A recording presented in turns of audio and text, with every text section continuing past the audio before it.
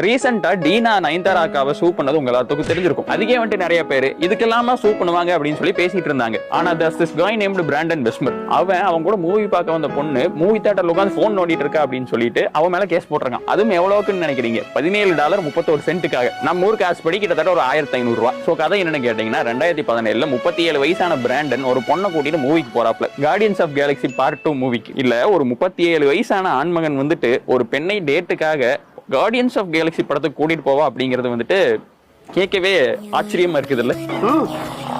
அந்த பொண்ணு DC fan போல அவளுக்கு கார்டியன்ஸ் ஆஃப் கேலக்ஸி பிடிக்கல. டைட்டில் கார்டு போட்டப்பே அந்த பொண்ணு போன் எடுத்து வச்சுட்டாங்க. அந்த சைடு படம் ஓட இவங்க இந்த சைடு உட்காந்து டெக்ஸ்ட் பண்ணிக்கிட்டு இருந்திருக்காங்க. ஒரு டைம் இல்ல 2 டைம் இல்ல ஃபுல் டைம் இதவே பண்ணிருக்காங்க. நம்ம என்ன காண்டாயிடுச்சு, என்ன கார்டியன்ஸ் ஆஃப் கேலக்ஸி படம் ஓடிட்டு இருக்குது, நீ உட்காந்து டெக்ஸ்ட் பண்ணிட்டு இருக்க, உனக்கு பிடிக்கலன்னு எந்திரிச்சு வெளியே போ அப்படிங்கிறாரு. இந்த பொண்ணுமே ஒரு வழியா விட்டாண்டா சாமி அப்படின்னு சொல்லிட்டு கிளம்பி போயிருச்சு. ஆனா நம்ம அண்ணனுக்கு கொஞ்சம் பழிவாங்கும் உணர்வு வந்துருச்சு. இந்த மாதிரி படம் பார்க்க எந்திரிச்சு போயிட்டாங்க அப்படின்னு சொல்லிட்டு அந்த பொண்ணு மேல $17.31 ஒரு கேஸ் போட்டிருக்காரு. இந்த $17.31 இந்த பொண்ணு மேல கேஸ் போட்டு சூ பண்ணதும் இல்லாம இந்த பொண்ணு வந்துட்டு சிவிலைஸ்டு சொசைட்டிக்கு ஒரு த்ரெட் அப்படின்னு சொல்லி பேசியிருக்காரு. தர்மத்துக்கு எதிரான தீய சக்தி நீ, மரியாதையா முன்னாடி இருந்து போயிடு. சோ இதுல இருந்து என்ன தெரியுது? நீங்க ஒருவேளை மூவி டேட் போறீங்க அப்படின்னா முன்னுக்கே வந்துட்டு என்ன மூவி அப்படின்னு சொல்லி டிஸ்கஸ் பண்ணிக்கங்க. ஒருவேளை நீங்க மூவி பாக்குற மாதிரி இருந்தா